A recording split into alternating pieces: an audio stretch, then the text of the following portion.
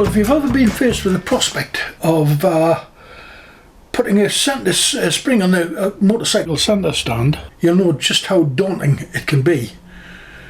I watched a number of videos, guys locking their spring in the vise and bending it this way and that to get washers in. Another fella used a lathe, and there was even some chap who used a cord around the back wheel of his bike to stretch it into place. I didn't fancy any of those ideas, but yet I was faced with this problem of how the hell do you do it? Someone suggested connecting it to the centre stand before putting the stand into position by using the stand as a lever. Again, that idea didn't appeal to me, and I racked my brains. I tried the method where I locked it in the vise and bent it one way and put a washer in, bent it the other way, put a washer on the other side, and then bent it. It was fine until you got to about halfway, and then the task became absolutely impossible. What the hell do I do? And, you know, they say that things come to you, you get a brainwave in the middle of the night, and that's exactly what happened. I had an idea. Whether it would work or not, I didn't know. But what I came up with was so simple. And it was just a simple scissor jack.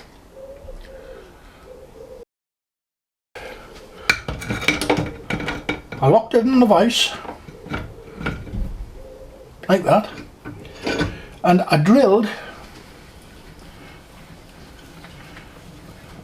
an M6 bolt, the bottom arm and the top arm,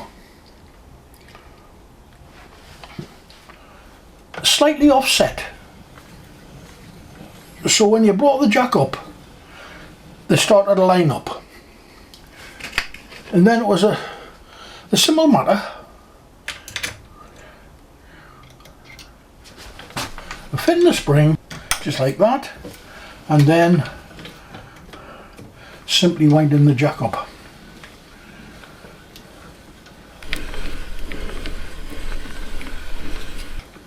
The jack itself cost me £5 at the local scrapyard. The man had dozens of them to choose from. I chose the one with the handle on, just for simplicity really.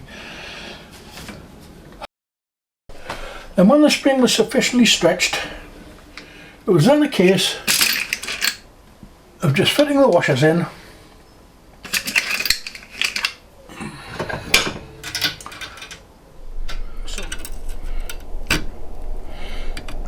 just fitting the right amount of washers in, like that, and then removing the spring.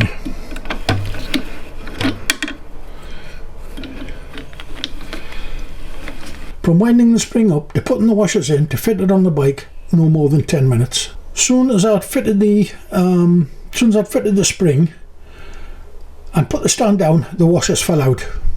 There was one or two I had to pull out with pliers, but nevertheless very, very simple. And it pays to sometimes just use the simplest methods. If you already have a scissor jack for your car, I honestly don't believe that by fitting the bolts will compromise the integrity of the jack in any way. But as I've said, the jacks are readily available from your local scrapyard. I hope you found this short video of some use, but I certainly found this method extremely easy.